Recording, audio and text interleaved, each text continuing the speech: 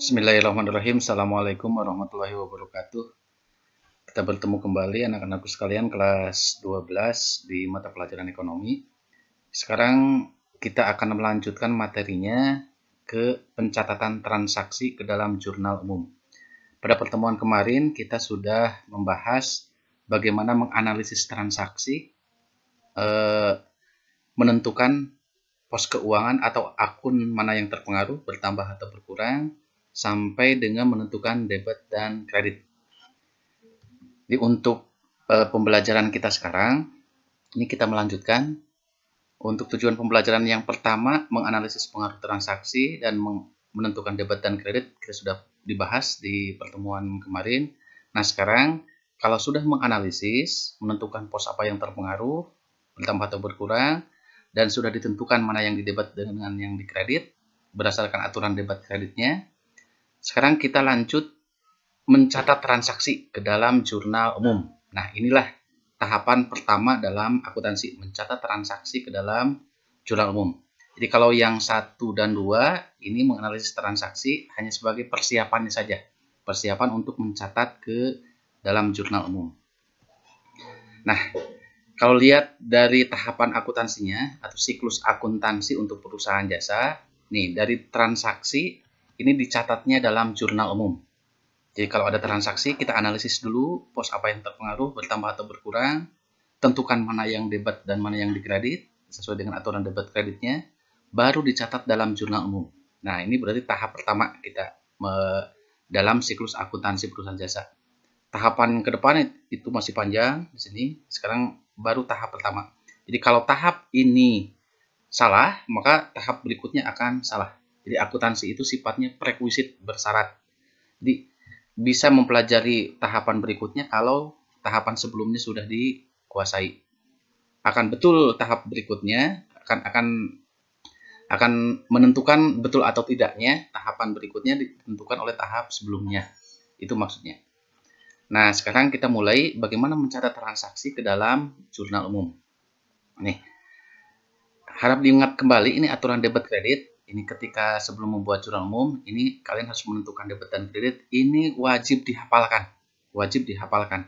Jadi kalau menghadapi transaksi, nanti kalian harus menentukan mana yang didebit dan mana yang dikredit.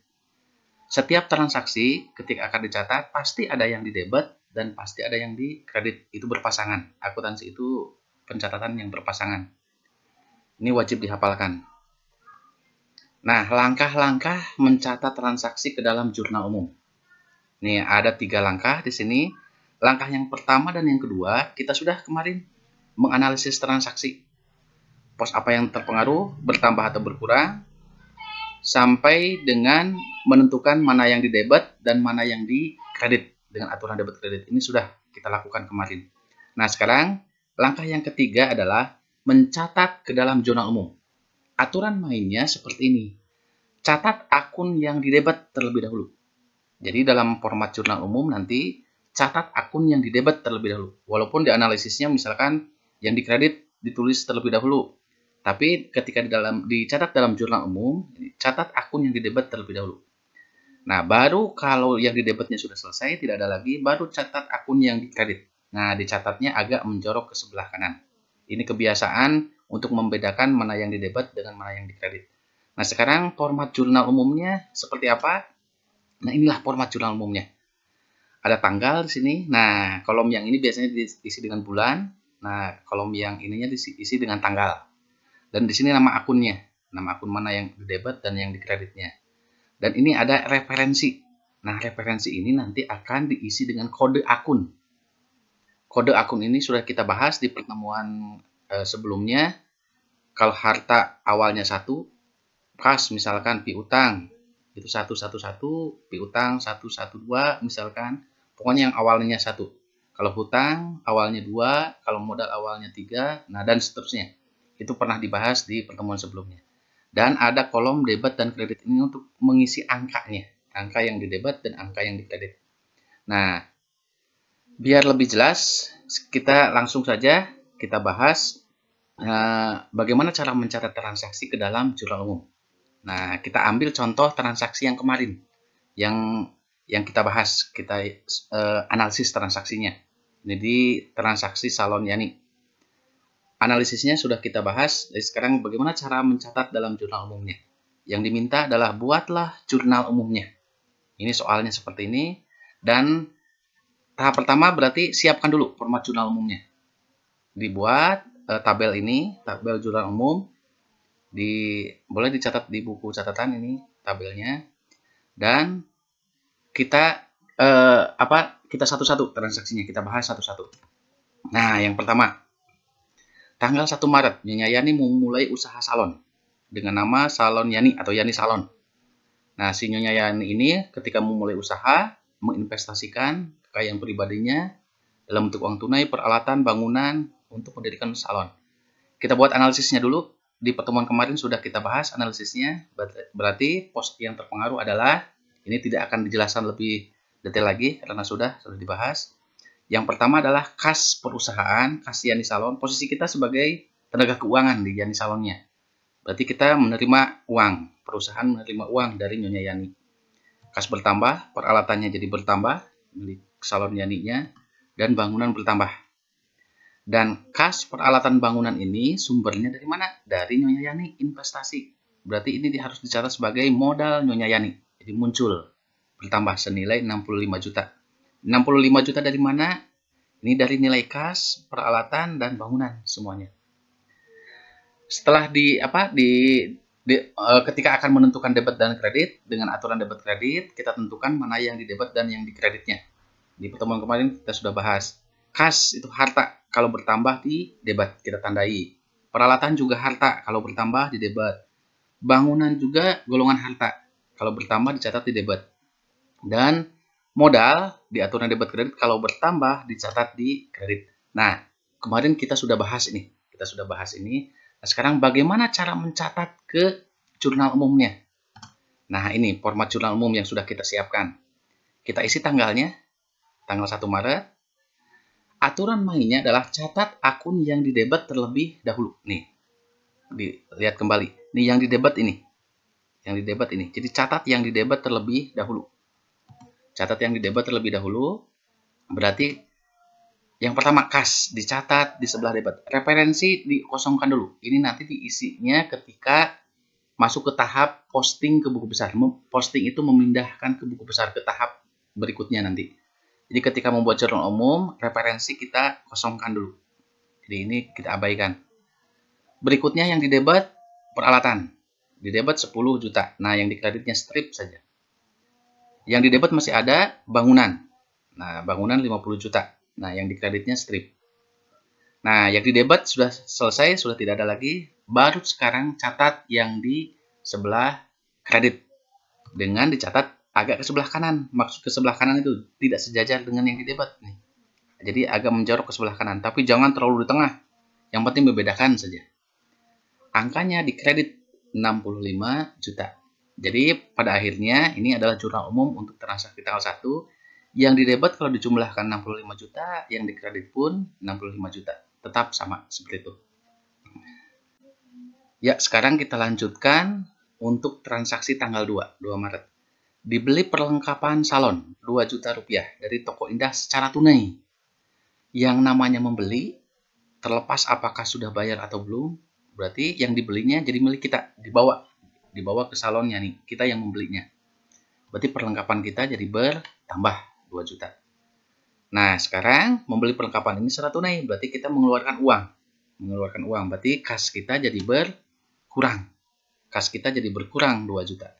Sekarang sudah tidak ada lagi pos yang terpengaruh, berarti langsung tentukan aturan debit kredit. Mohon dihafalkan aturan debit kreditnya. Perlengkapan golongan harta. Kalau bertambah dicatat di debit. Kas itu golongan harta. Kalau berkurang dicatat di kredit. Nah, yang debit dan yang di kreditnya sudah ada. Ini analisisnya. Kalau analisis itu semacam kopean lah. Sebagai dasar kita untuk membuat jurnal umum. Nah, sekarang bagaimana mencatat dalam jurnal umumnya? Kita lihat. Nah, tabelnya yang tadi kita lanjutkan. Nah, inilah jurnal umumnya. Jadi awas, harus dibedakan. Yang ini analisis transaksi. Ini mah bukan jurnal umum, awas. Bukan jurnal umum. Yang namanya jurnal umum itu yang ini.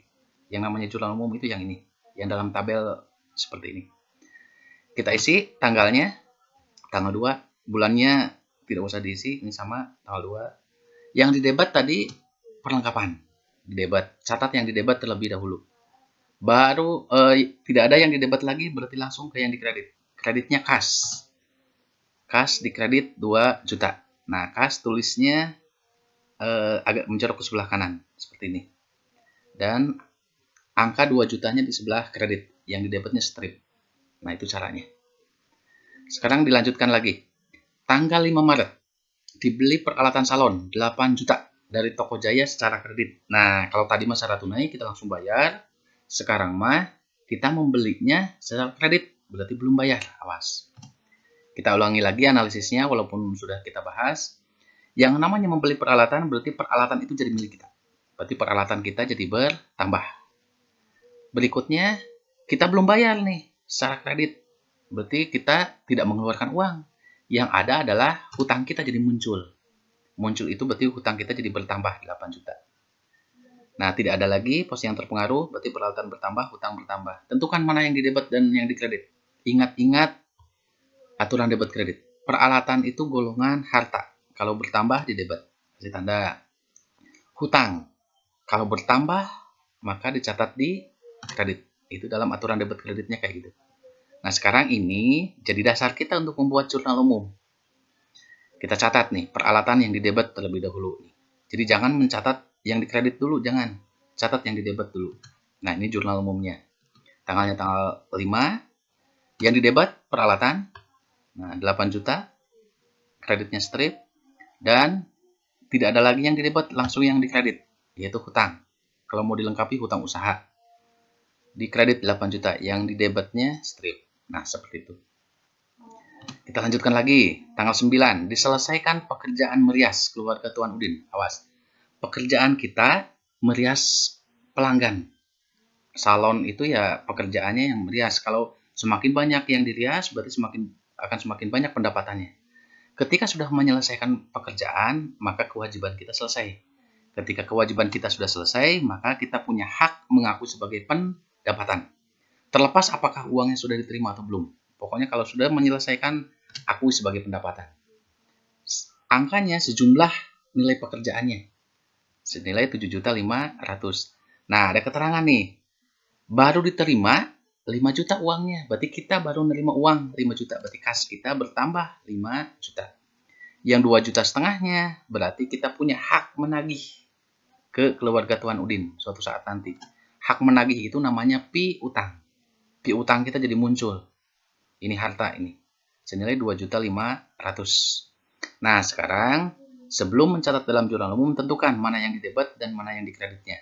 Pertama nih, pendapatan bertambah. Kalau pendapatan bertambah, aturan debit kreditnya berarti pendapatan catat di kredit. Terus berikutnya kas. Kas itu harta. Kalau bertambah di debit. Awas, dihafalkan aturan debit kreditnya. Piutang. Piutang itu golongan harta. Kalau bertambah di debit. Nah, ini sudah ada yang didebet dengan yang dikreditnya. Tapi awas, ketika mencatat dalam jurnal umum, catat yang didebet terlebih dahulu. Catat yang didebet terlebih dahulu. Berarti yang dicatatnya adalah kas dulu. Ya, jurnal umumnya kita lanjutkan. Jadi, kalian mengerjakan jurnal umumnya dalam satu tabel. Jangan terpisah-pisah. Tanggalnya tanggal 9. Yang didebet dulu, awas. Jangan pendapatan dulu. Kas didebet 5 juta. Masih ada yang didebet lagi, piutang 2,5 juta, yang dikreditnya strip. Nah, baru ke yang dikredit, pendapatan. Pendapatan dikredit 7.500.000. Nah, angkanya sama, debet dengan yang dikreditnya. Seperti itu. Terakhir sekarang, tanggal 10 Maret dibayar gaji pegawai. Nah, kemarin sudah kita bahas, kalau membayar gaji berarti beban gaji jadi bertambah. Dibayar berarti pakai uang. Berarti kas kita jadi berkurang. Aturan debit kredit kalau beban. Jika beban bertambah, catat di debit. Kas kalau berkurang, kas itu harta, kalau berkurang di kredit. Nah, ini kita catat dalam jurnal umum. Jadi kalau boleh dibilang ini kopiannya, dasar kita untuk membuat jurnal umum. Nah, jurnal umumnya bagaimana? Tanggal 10, catat yang di debit dulu. Beban gaji di debit, 1 juta, awas 1 juta. Dan langsung ke yang dikredit, kas, dikredit 1 juta. Nah, kalau sudah selesai, maka debitnya kita jumlahkan dan yang dikreditnya pun kita jumlahkan. Dan hasilnya pasti sama. Kalau tidak sama berarti salah. Nah, kalau diperhatikan yang di debit pasti dicatat lebih awal tiap transaksi, sejajar. Kalau yang dikredit, nih, ini yang keduanya setelah yang di debitnya dan sejajar nih, agar terlihat rapi seperti itu. Nah, demikian anak-anakku sekalian bagaimana cara mencatat transaksi ke dalam jurnal umum. Jadi nanti di ruang pelatihan, di ruang penugasan akan ada soal lagi, soal yang tugas kemarin. Kalian sudah menganalisisnya, tinggal catat dalam jurnal umum. Jadi yang dinilai nanti, yang dipoto, yang dikirim ke classroom ini, nah ininya jurnal umumnya, tabel ini. Awas, bukan analisisnya. Jadi bukan analisis kayak gini, bukan. Jadi yang di jawaban, kalau yang dimintanya jurnal umum, nah yang jawabannya ya ini jurnal umum.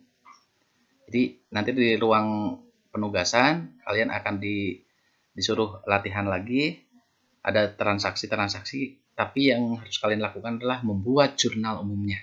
Nah, jurnal umumnya yang ini. Jadi ini cukup satu foto juga cukup lah. Ini jurnal umumnya. Demikian anak-anakku sekalian, untuk materi jurnal umum kita sudah selesai, jadi ke depan kita tinggal latihan-latihan saja. Terima kasih atas perhatiannya. Nanti kita ke depan akan PTS, penilaian tengah semester atau UTS. Nanti materinya masih yang ini juga. Jaga kesehatan, tetap semangat. Terima kasih. Assalamualaikum warahmatullahi wabarakatuh.